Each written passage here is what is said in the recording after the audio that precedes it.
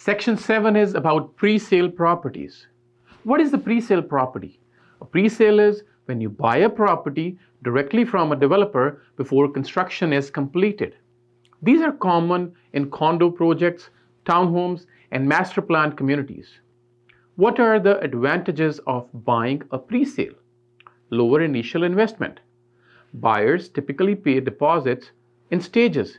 Example, 5% now, 5% in 6 months, making it easier to save over time. The second advantage could be price appreciation. If the market rises before completion, the value of the unit may increase, allowing for equity growth before move-in. There could be customization options. That's another advantage. Buyers can often choose layouts, finishes, and upgrades to personalize their home. But there are certain risks and considerations as well. Market fluctuation is the biggest risk entering into a pre-sale. If prices drop before completion, buyers may end up paying more than the property's market value. This is what's happening these days in the current market. Mortgage qualification at completion. So basically, the lenders do not offer final mortgage approvals years in advance. So buyers must re-qualify when the project is built. By then, there could be job changes or qualification issues. So that could be a big issue. There could be delays and project cancellations. Construction delays are common, and in rare cases, projects can be cancelled. Developers typically refund deposits, but buyers miss out on potential market gains. One such thing happened with me and my client when a pre-sale Awani got cancelled. Strata fees and final adjustments.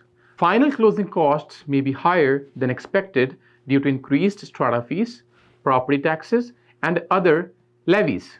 Key tip: always review the developer's contract carefully and consult a lawyer to understand your rights and obligations before signing. When entering into pre-sales, understanding assignments is a must. What is an assignment? An assignment is when a buyer transfers their pre-sale contract to another buyer before completion. Essentially, the original buyer, assignor, sells their right to the property to a new buyer, assignee, before the unit is built and occupied. But why do assignments happen? Generally, for investors looking to profit. If the market has appreciated, the original buyer may sell at a higher price before closing. Buyers who are unable to complete also look for assignments. If an original buyer can no longer qualify for a mortgage or has changed plans, they may assign their contract to avoid losing their deposit. Advantages of buying an assignment: potentially lower prices. Assignment deals can sometimes be cheaper than buying directly from the developer, especially if the seller is motivated. Faster move-in. Since construction is already underway or near completion, the timeline to ownership is shorter than a full pre-sale purchase. Better units at better prices. Sometimes, early buyers secure better units. Example, best views, best layouts at lower pre-sale pricing compared to current developer offerings. But there are risks and considerations. Limited financing options. Some lenders require higher down payments for assignments, and mortgage approvals are more complex. Developer approval is generally required.